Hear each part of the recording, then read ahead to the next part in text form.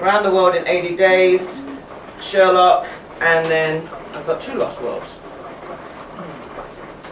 Levels. Oh no, different, just different Bamban. That's when my Chinese is better than my English. I do have problems there sometimes. So these ones I have taught before, and I like teaching. And as I said to you, I have bought myself pretty much all the videos to go with them. We used to do The Secret Agent was at one point.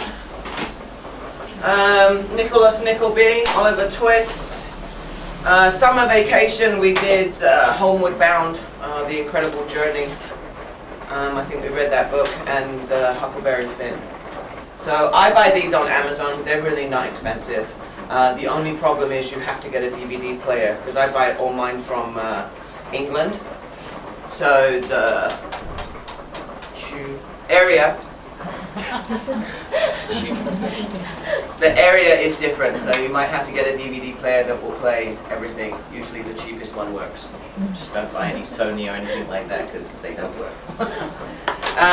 So I mean, you know, as a school, as a manager, you know, you can, they're really not that expensive if you buy them on Amazon. You got a lot of foreigners in your school. If they're in the US or England, basically I buy mine on Amazon, it gets sent to my mom's house, she posts it to me. You know, so you can make a deal with your foreign teachers to see if there's anything. So they all have subtitles, English obviously. Some work, some don't. Didn't quite work.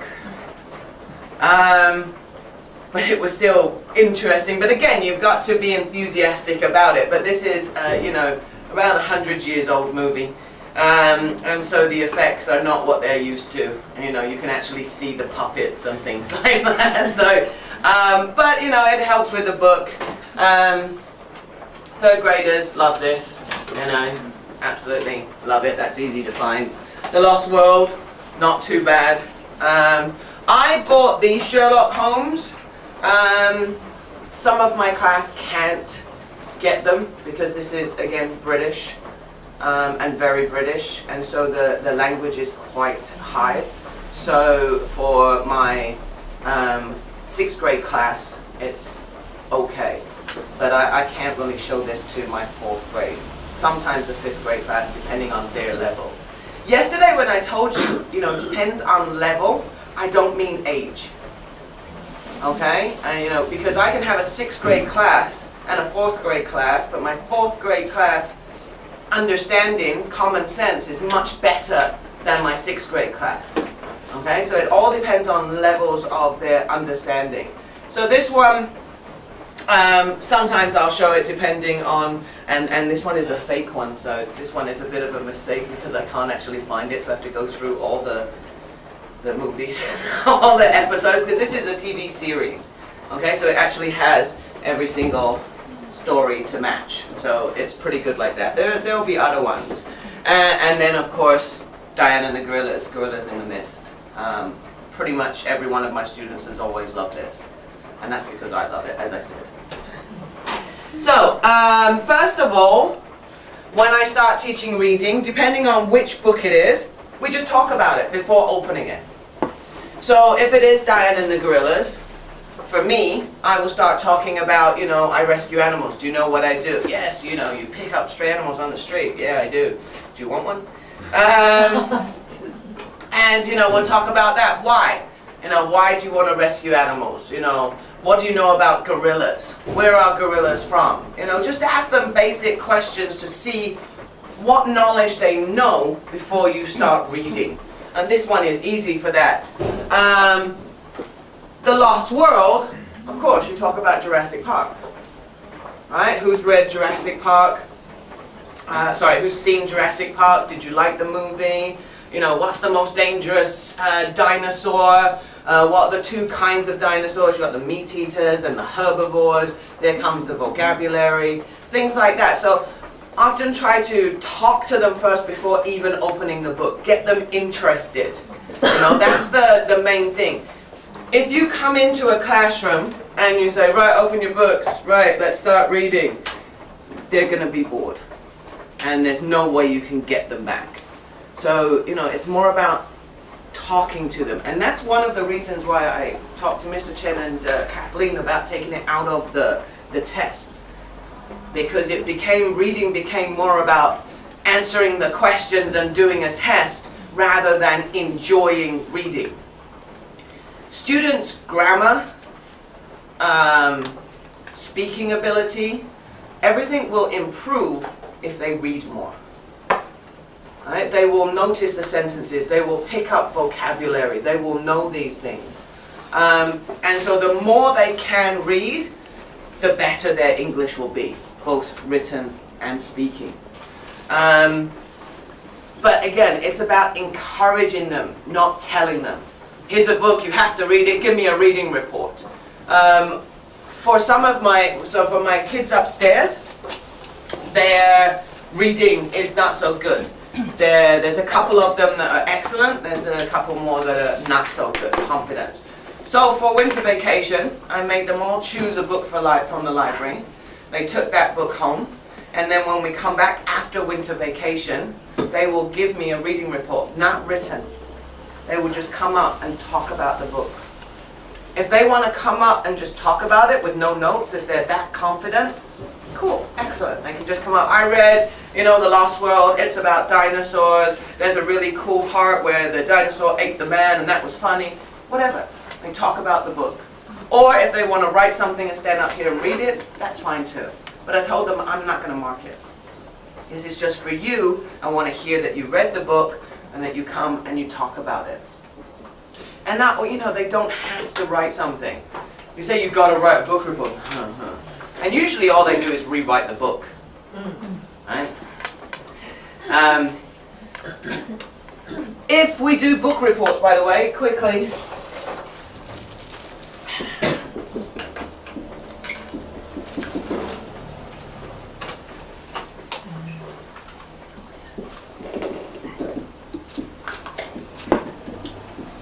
Alright, introduction. I usually say is about 1 to 2 lines.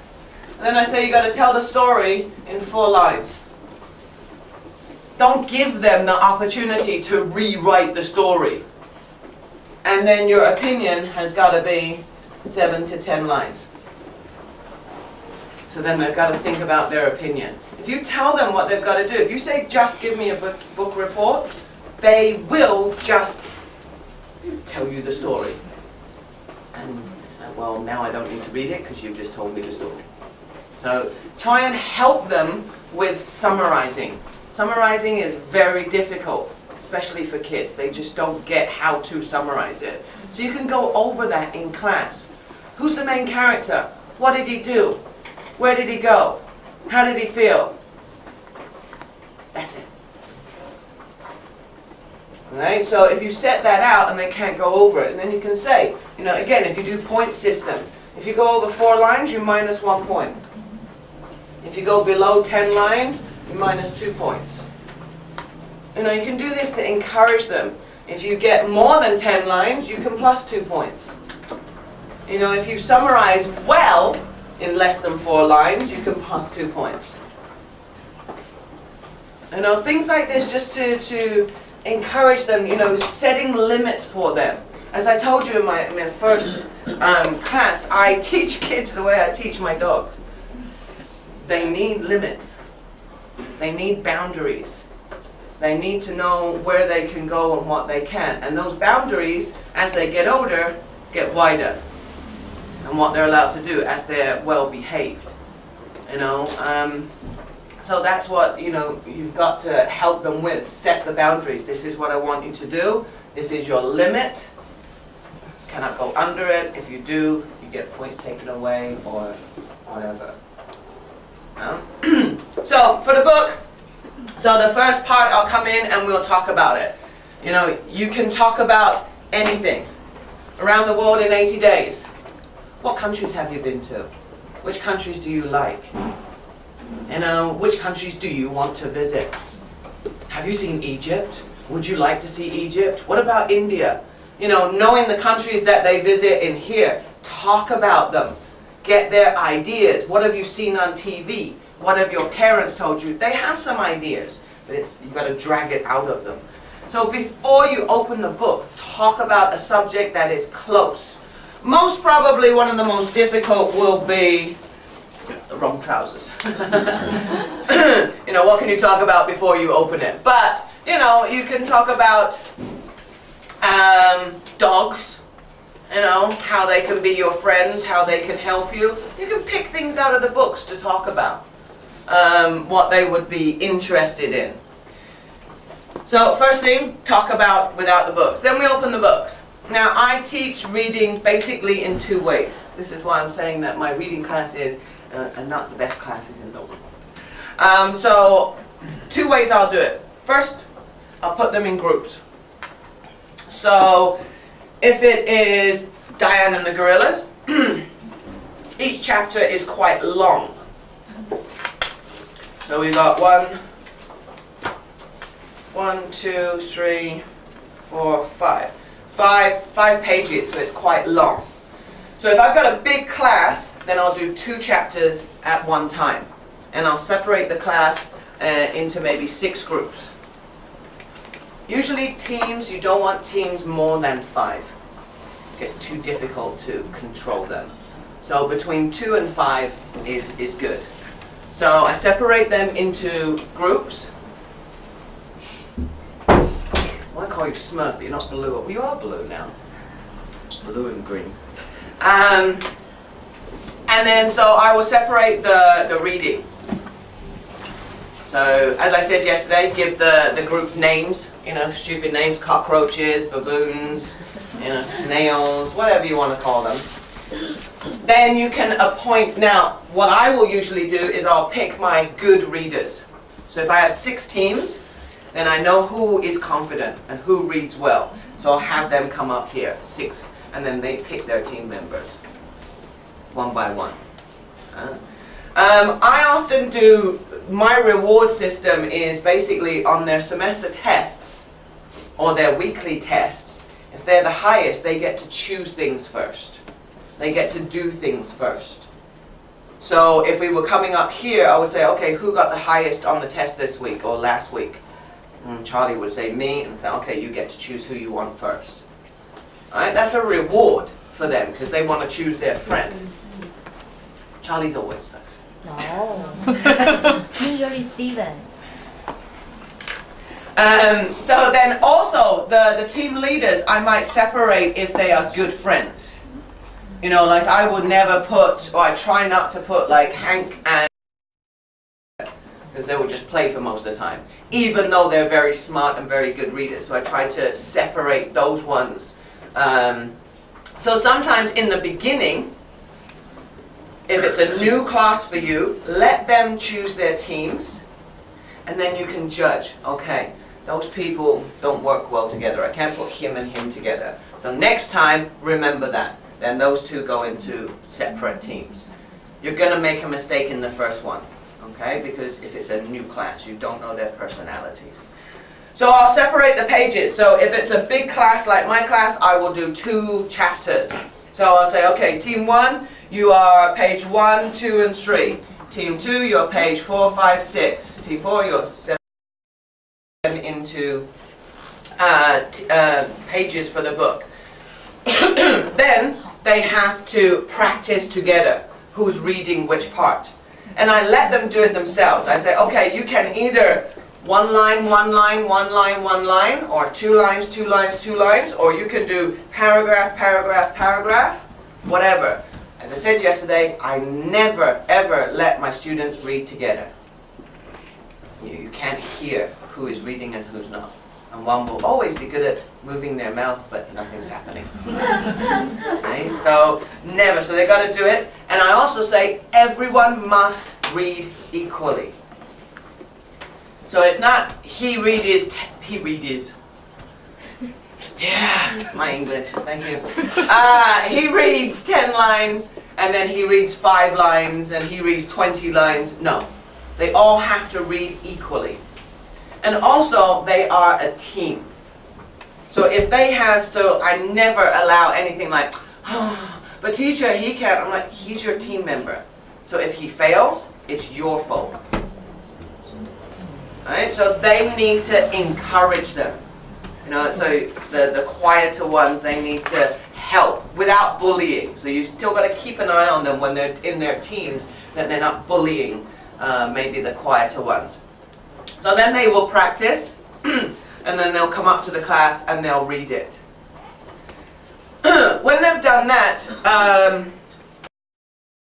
I never read the reading book. Never. I can't remember if I ever have. Zoe will. Yes, on December 21st, 1995. No. So I never read it. They read it. And you said last time, if they don't know a word, do I tell them the word? No, I don't. So they'll come to me, and they're like, anthropologist. Okay, anthropologist. So they'll come to me and go, Teacher Lisa, how do you say this word? I'm like, I don't know, try. And so then, and then I might draw lines under it where you would cut up the word. The longer the word, the easier it is to read. They just panic. And that once they try anthropology, right? Anthropologist. Again, anthropologist. Okay, off you go. Right? So let them do it first. It's all about making them do it first. So they'll come up to me, and I'll be here, I'll be walking around, how do you say this one, how do you say this word, you know, you might get them, and also when they come up and ask you questions, try to correct their English. Like sometimes they'll come up to you and say, how do you say this letter? What, A? Is it a letter or is it a word? Oh, it's a word, sorry, how do you say this word? Or you can start to teach them how do you pronounce instead of how do you say. You know, let them get away with it. I only teach from 3rd upwards, so 3rd grade, but once they get to 5th, try to change it up. How do you pronounce it? Okay, so building up. So they'll come and ask me, and they'll be in their teams. I will give them time limits. As I've said, you know, I have 2 very, very different classes. My 3rd grade class upstairs, extremely slow and extremely untrustworthy. So I can't just put them in teams and get on with my marking or anything like that. I have to keep watching them the whole time, so that they don't speak Chinese, so they don't start playing around, so that they don't, you know, start fighting with each other or whatever. So you've got to keep an eye on them. This class, don't need to worry about. Put them in their teams, tell them 15 minutes, they're ready to go. So it's a different situation, and you have to adjust your way of teaching for each class and know which ones you can trust. And never be afraid to stop something. So my class upstairs, as I said, they're untrustworthy. I cannot trust them in groups by themselves. They start fighting Chinese, they'll do all kinds of things, even with me in the classroom. So then I'll say, right, stop, fine, stand up. Put your chairs under your desk, we read it line by line. And then you're going to write it. Well, I cannot trust you. So then we'll start reading it. So for that lesson, we will just read it line by line. I'll go around to the students and they'll just read it. And then I'll get them to sit down and I'll write questions, something like that. So make it a lot more boring, you know, a lot more structured. And then next week I say, okay, so now it's your choice. Do you want to go in teams and try again? Or do you want to just stand up and read? So don't be afraid to follow through and stop. Just because you've started one way doesn't mean you cannot suddenly change. If it's not working, they're not behaving, stop. Change. And always follow through. What I mean is, if you say, we're not going to have pizza on Friday, you don't have it. You don't do it. Even if all the other classes are having a party or whatever, if they have not behaved, they don't have it. If you promise them a movie or whatever, you don't do it. If you don't follow through, they will never listen to you. Right? It's the same with dogs. You say you're not allowed on the couch, and then today they get on the couch and you let them on the couch, then they're not going to listen to you anymore. Oh, she lets me, she doesn't let me. Yeah. So I put them in teams, then they'll come up and they'll read in their teams. If they're not loud enough, I'll stop them, start again. And they go back to the beginning and they start reading. Alright, not loud enough, start again. Eventually they'll get loud enough. It is about, you know, they're quite shy, some of them, but as I said, put louder ones, more confident ones in with quieter ones. Should help them. Okay? So then they'll come up, they'll read it. Once they've read that segment, that part, we'll talk about it, especially with a book like this, that there's a lot of information. Something like this is a bit harder. Easier, I mean, you can't stop so often. This one you can stop after nearly every paragraph. You know, who is Dr. Leakey? What does he do? What do anthropologists do? You know, why does Diana want to do that? So ask them questions. So once this team has come up, you can either let them go sit down or they stay up here and start asking the class questions because they should be following. Okay? So who's Dr. Leakey? What does an anthropologist do? Who's Dr. Leakey's wife? You know, what did he discover? All these kind of things, paragraph by paragraph or section by section, page by page. Break it up. Don't do it at the end of the reading, especially for a book like this. You know, one unit is so long, there's just too much to take in, even for older kids. Breaking it up also makes it interesting. So, ask them questions, and the next team will come up. Same thing, then the next team, then the next team, until we're finished reading it. Then we'll talk about it again. Then, I often put them back into their teams, and they have to write questions about their part.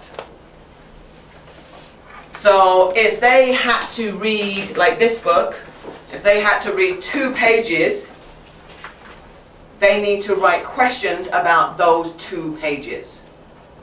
And I tell them, do not write yes or no questions. Is Dr. Leakey an anthropologist? Yes, he is. No.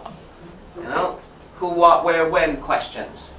Again, this works very well with higher level, but it has also worked with my lower level, 3rd grade, with easier books. So, they go back, they get a piece of paper. Depending on how much they read, depends on how many questions you ask them to give you.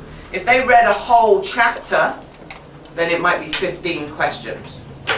If it's only 2 pages, it might be 6 questions. Okay? So then, in their teams, and you can move around your classroom. You know, if you have teams where you put 2 tables together so they've got their little square, so they write their questions and it's all top secret FBI stuff. Right? Another thing is, sorry, I should have mentioned this, way back in the beginning when you tell them that you're doing the reading, tell them that they're going to write questions. And when the teams come up here to read, the other teams, you tell them again, make sure you're listening, make sure you're following in the book because they're going to write questions. Alright, so it's not about just knowing their part, it's also about listening to the other teams and following so they can answer. Once they've written their questions, then they're in their team, so team 1 will stand up, they will ask their questions. Each team member has to ask a question, it's not one team member asking all the questions, so they pass it around. And then the other teams can raise their hand. Sometimes I might do it, team 1 will ask team 2. Team 2 will ask team 3. Give them all a chance. Okay? Sometimes I would just let it be free. So if team 1 asks team 2 cannot answer, then the other teams get a chance for an extra point. Do you understand? Or just let team 1 just ask everybody. And then they ask the questions, then we have points, then throw candy at them. Or chairs. Whatever you feel like. So that's one way of the reading that I do. The other way is, maybe if they're not at that stage to be trusted yet, is to get everybody to stand up. You will, I told some of you that have been here before, their brain suddenly works when they stand up. You know, they can't answer the question, they can't read, they can't do anything. Stand up, your chair underneath your desk. Oh, now they can read. Now they know the answer. It's amazing. The brain just works. Blood flow or something. I don't know. So I get them all to stand up. They'll read better. Hold their books, not slouching. And then we'll read line by line. But again, making sure everybody's following, I can do it 2 ways. No, 3 ways, 4 ways. There's lots of ways you can do it. So sometimes I will start with this side and I say, okay, we'll start with you. We go down, across, up, down, across, up, down, across, up. That works.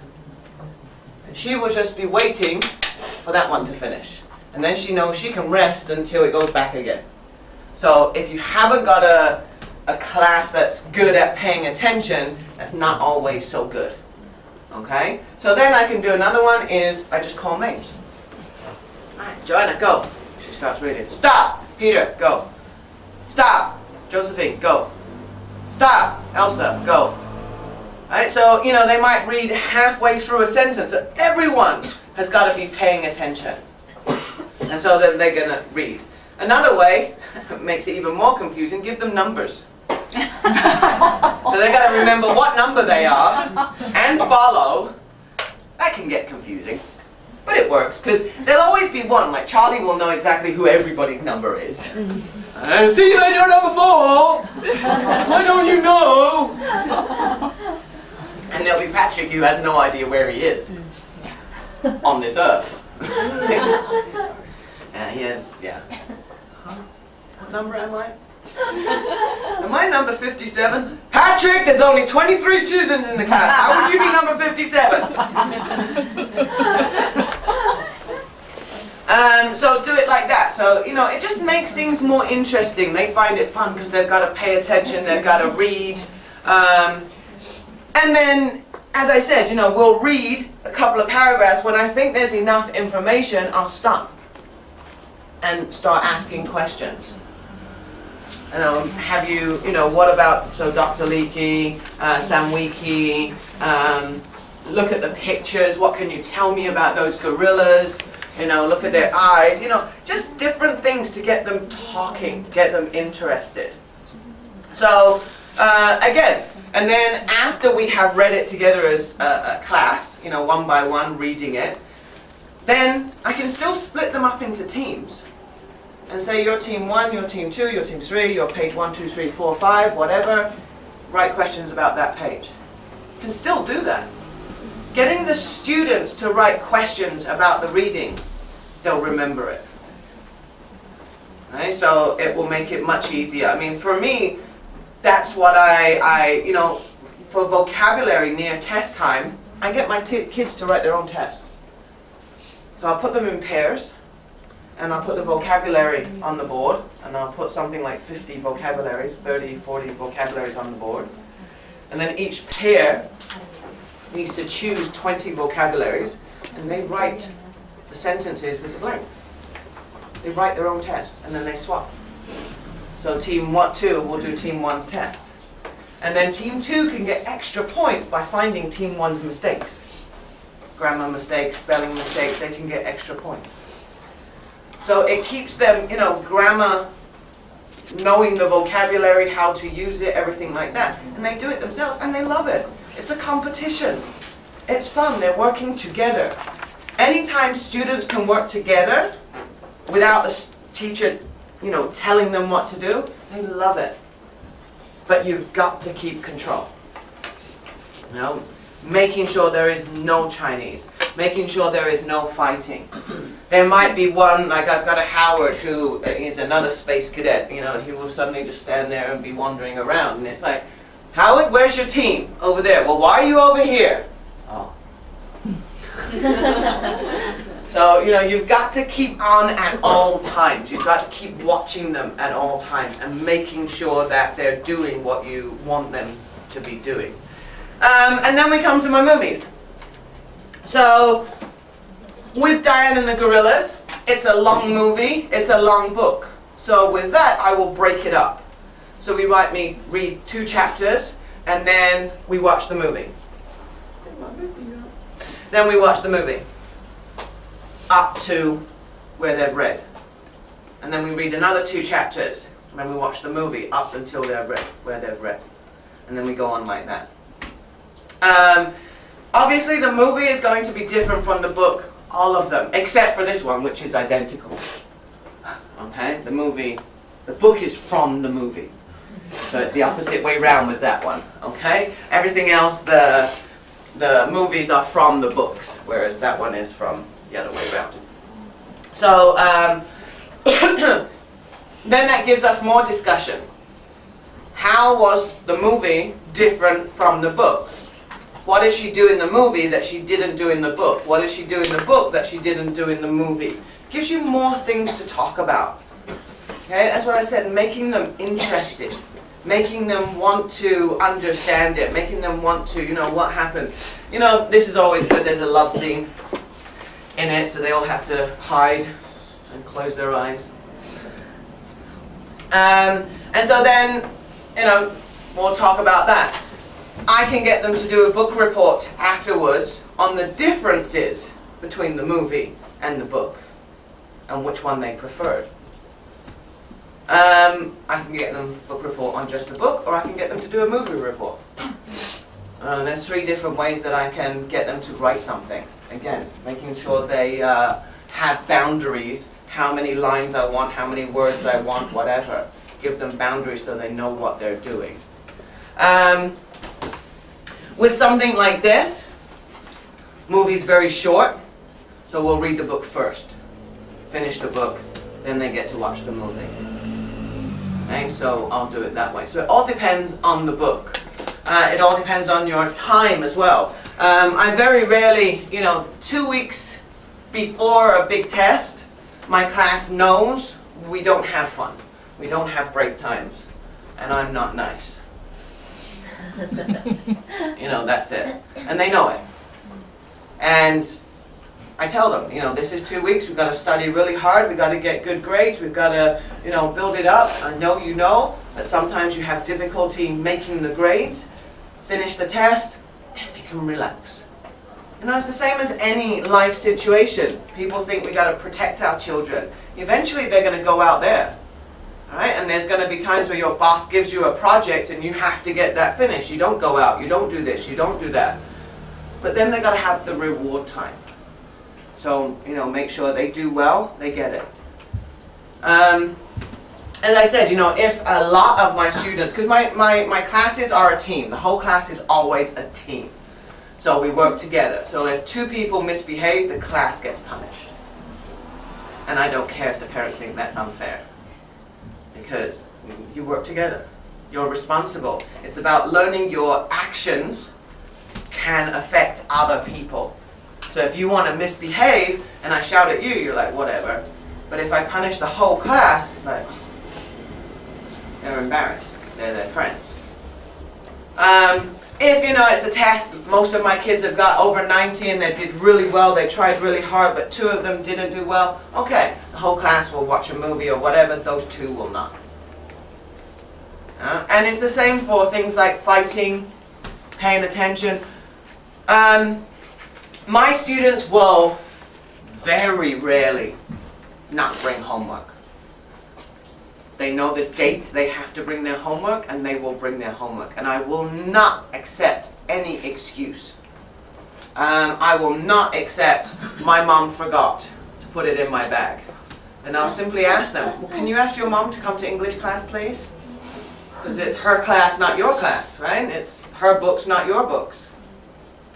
So I don't accept any excuses. Well, if you didn't finish your homework, you sit there at break time or you stay here after school and you finish your homework again. You do it again. Because you didn't bring it, I believe you didn't do it. Simple. And now often we'll get parents phoning up and they will say, oh, he forgot his book and he's really worried about going. Good. Should be. And when they come, I may not, you know, I've been pre-warned, so maybe I cannot shout at the kid, but I will still say, it's your responsibility. Why is your mom calling me to tell me that you forgot your homework? You know? In my class, if they're not going to come tomorrow for a graduation trip, they're going to, you know, Chinese New Year, they're going to go away early, they have to come and tell me. Teacher Lisa, I won't be here next Thursday. Why? Got a graduation trip. Oh, where are you going? Oh, we're going to Holland. What are you doing? Camping. Talking to them. You know, so they have to tell me that they're not coming. I don't accept Teacher Zoe. Teacher Zoe also knows, and Teacher Rita knows. They would just say, go tell Teacher Lisa yourself.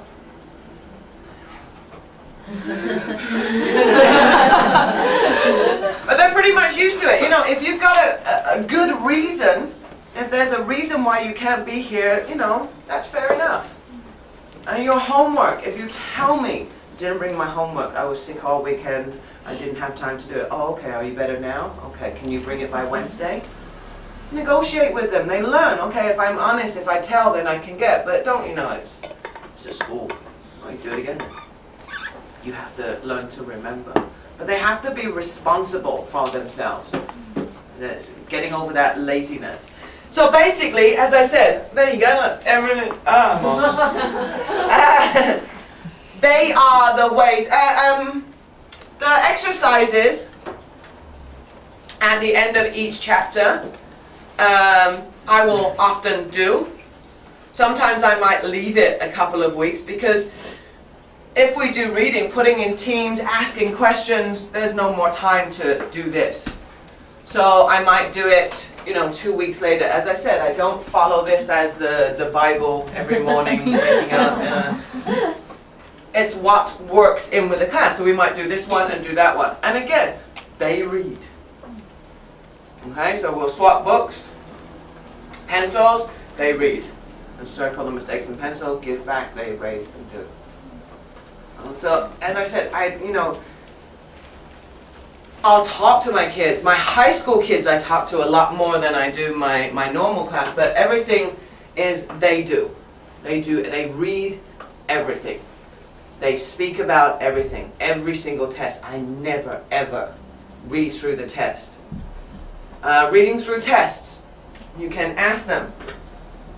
Teacher Zoe will let me know which ones most of them got wrong. Oh, they didn't do this. Same with homework. Teacher Zoe will let me know. Oh, Teacher Lisa, this exercise, most of them got it wrong. Okay, we'll go over it. Why is it this answer? What should you have highlighted? You know, the same with the grammar yesterday. Go over it. Get them to give you the answer. Not the answer is does. No, what is the answer? Does. Why is it does? Because he, she, it. He, she, it does what? Plus S. Go through it again and again. Right, read the question again. Right, go through it again. Okay, and my students also know, they get used to me over the years when I say, do you understand? Your students will go, and they have no idea. And it's like some of my co-teachers before, I won't mention her name, Fiona. You know, she's not listening. You know she's not listening. It's like, do you understand?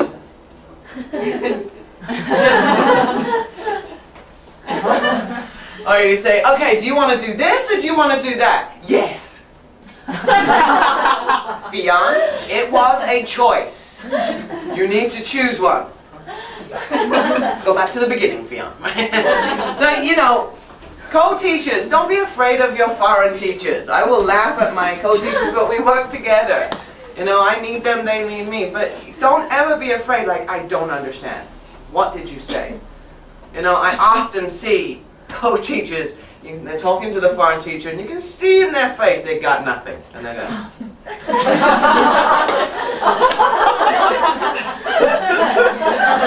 and then they go, Teacher Zoe, what did he say? Ask them to slow down. You know, if you keep agreeing, then they think you understand. And then that's where miscommunication happens. You know, they thought you understood, they told you, and you had no idea what they said. It's not your fault. You know, you can't always understand everything.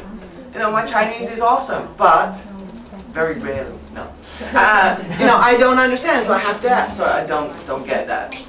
So, you know, especially in a work situation, you don't want miscommunication. So don't pretend. And it's the same with the kids.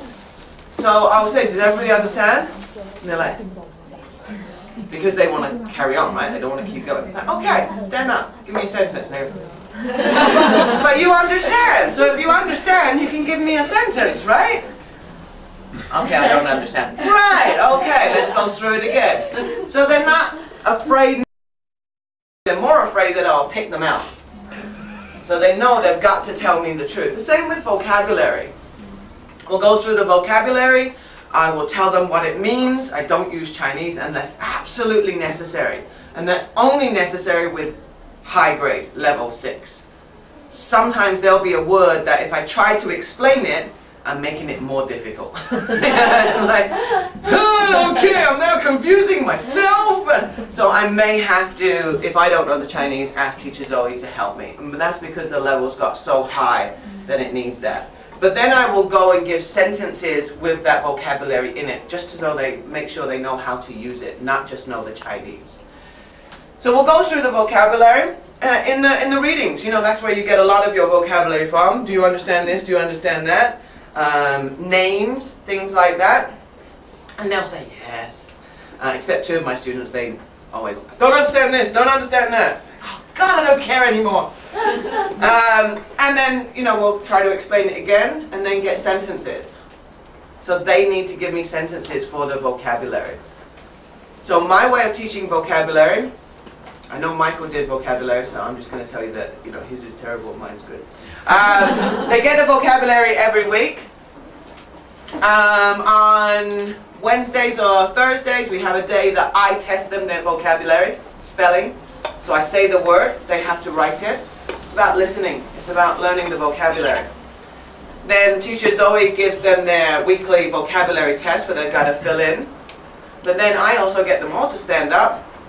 And I'll say, you know, anthropologist. They can raise their hands. So Dr. Leakey was an anthropologist. He studied people and cultures and things like that. So they got to give me a sentence orally. Or I'll just pick students. Anthropologist. She's got to give me a sentence. So they don't know how it's going to happen. So they have to learn all of them. And then you can understand if they have to learn how to use. It's no good just knowing how to spell the word and how to say the word. They've got to learn how to use it, making their own sentences. This class loves making sentences. I keep going on about this class because it's a miracle class and I'm losing them soon. And then that's it, no more good classes. They really enjoyed, back in the 3rd grade, this book. And so every single sentence from 3rd grade until now, their vocabulary sentences will be about a penguin or a thief. And they add in pigs, I don't know why, but the pigs go in there as well. The penguin wanted to marry the pig, but she refused him. You know? And so they think it's awesome. You know, so they like to make, you know, sentences about this. You can do the same thing, you know, Passepartout or whatever his name is, and Phileas Fogg. You know, tell them all your sentences are going to be about this. Because they learn the vocabulary from the grammar books or the Incredible, so they only learn that way of using it. But you've got to bring them out of that box to use it in other ways. So you can use the reading, people's names, people, places, things like that. So all their sentences that I got to say has got to include something about around the world. The countries, the people, whatever. So my other kids absolutely loved it with that book and did it amazingly. What's that?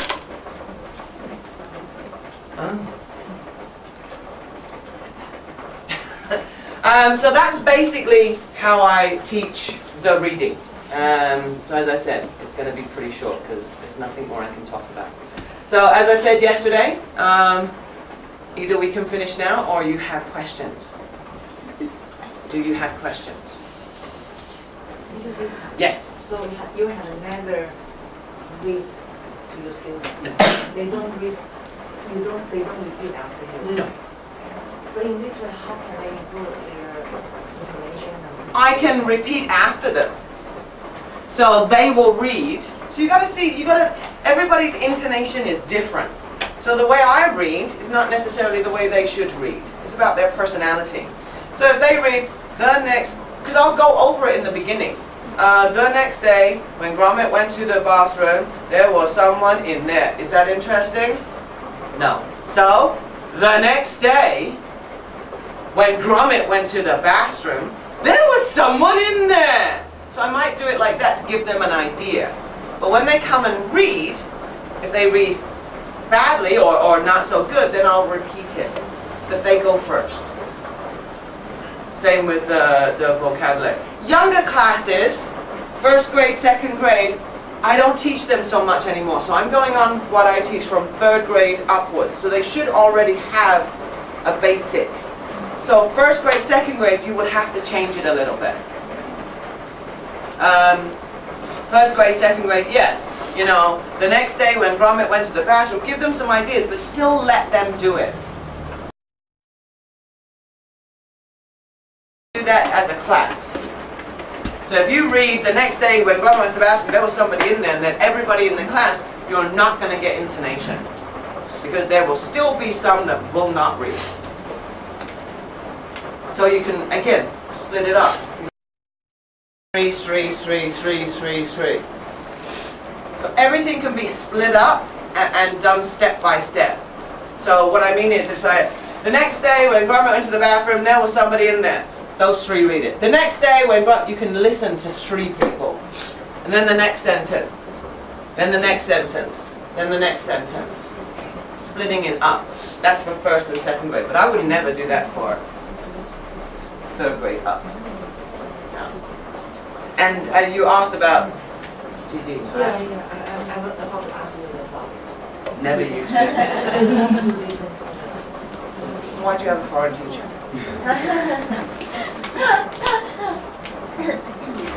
Cheaper.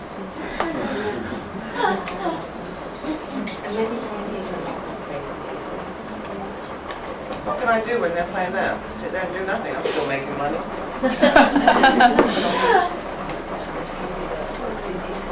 You can work it in with them, but you know, it's got to be stopped and started. You know, a foreign teacher should not be sitting in the class doing nothing, especially reading.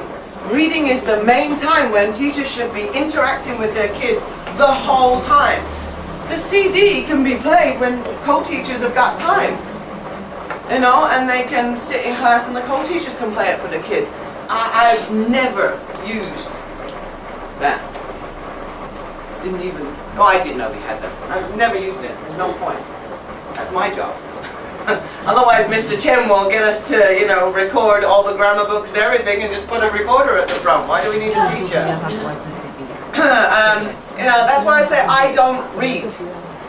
My job is to listen and to help and to change and to encourage and to get them to do it. But if I stand there reading a book to them, it helps with their listening. You know, I might read a paragraph sometimes. If I'm listening to them and I can hear that, you know, they're going, duh, duh, duh, duh, dead robot, then I will say, okay, now I'm going to read a paragraph, da, da, da, da, and I'll read.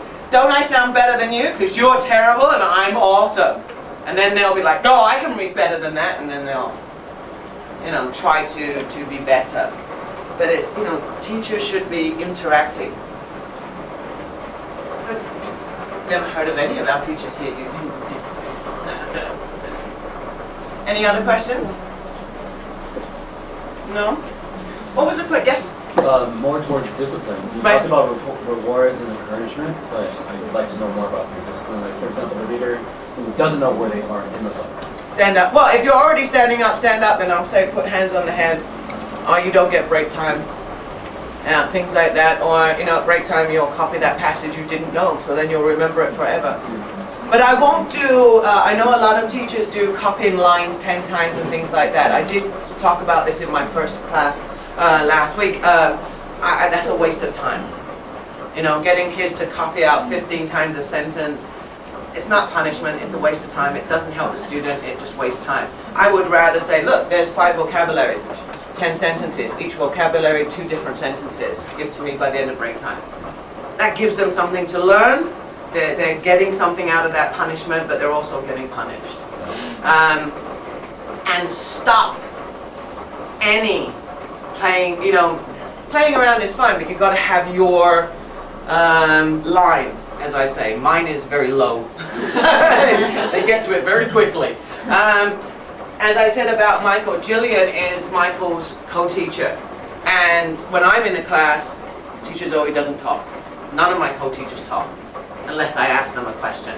They're not allowed to go up to the student and say, hey, pay attention, which teacher Gillian learned. So she works with Michael, and Michael needs that because he gets all hyper and everything, so teacher Gillian needs to work with him to get the students to calm back down again, because he can't do that. Okay? But that's fine. His way of teaching is working, so I'm not saying it's wrong. It's not my way. So during summer vacation, Gillian was in my class, and so I'm teaching, and Gillian walks up to a student and goes, excuse me, what are you doing? Teacher Gillian, move away, please. I'm perfectly capable of controlling my own. And you can see her at the back of the classroom going, yeah, and it's like, Gillian, I'm going to go outside. And that's my personal opinion. That's my way of teaching. I like the children to focus, and I have enough power. I don't need anyone to help me. And it can be very distracting for the students who to focus on. But it works with Gillian and Michael. And so Michael will always need a very strong co-teacher that can help control the children. And so discipline is very important, but the most important is following through. Finish what you say you're going to do.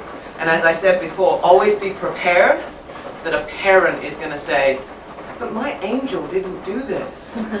So you always got to be prepared. If I punish this kid, am I going to be able to explain to the parent? So I will always say to the kid, do you know why you're getting punished? Do you understand what you did wrong? And if they answer yes, with witnesses, very good. Yeah, I very rarely, take my kids outside to one-on-one, unless it's something, that needs one-on-one. There's some problems there. But I will say in front of the class, so that, they don't dare go home. Because children will lie. These little angels. I go, but Mommy, I didn't do anything at all. And I can say, well, you can come into my class. I've got 22 other students that will tell you that you did it. So, working with encouragement and punishment. But, I don't cuddle kids. Disease. They've got things. I don't like children, I really don't. People honestly think I'm joking, I'm not. So I'm not a great hugger or, oh, you're awesome. No, but I'll make jokes in other ways. Oh, you think you're better than me? Well, read this better than me. And then I'll be, oh, okay, that was pretty good. And they get that as, the style it's made with. So each teacher's got to pick how they reward their kids. They like it. So, as I said before, I watch Merlin. So that's an amazing favorite for my kids. Sinbad is another good one. As you see, I have hundreds. Around the World in 80 Days. There you go. Oh, little someone. That one's a great one with Jackie Chan. Alright, they love it. Alright, so that stands the test of time. As I said, don't waste your money. Not so good. Yeah.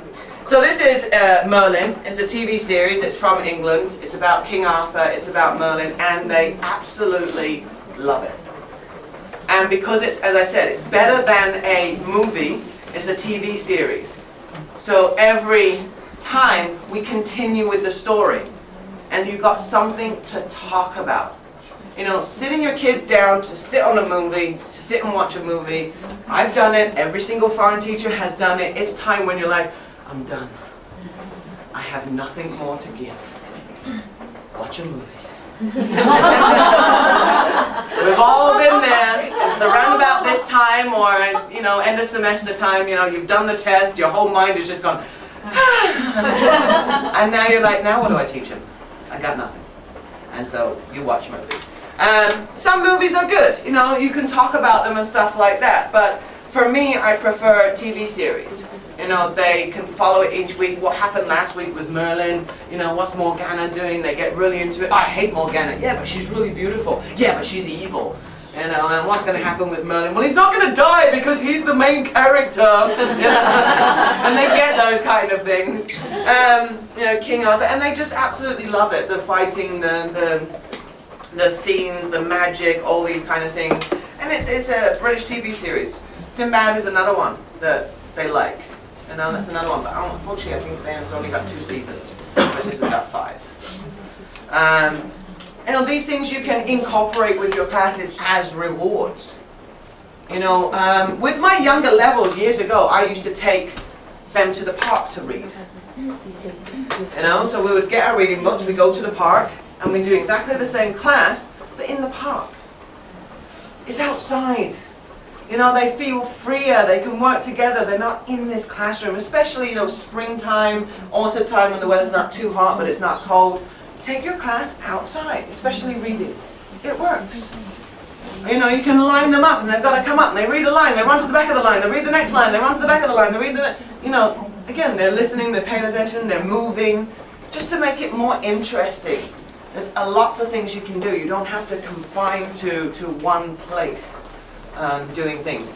Teacher Travis taught me another one for younger kids. I just remember this now that I'm talking about it. You take out the word and, or you take out the word the.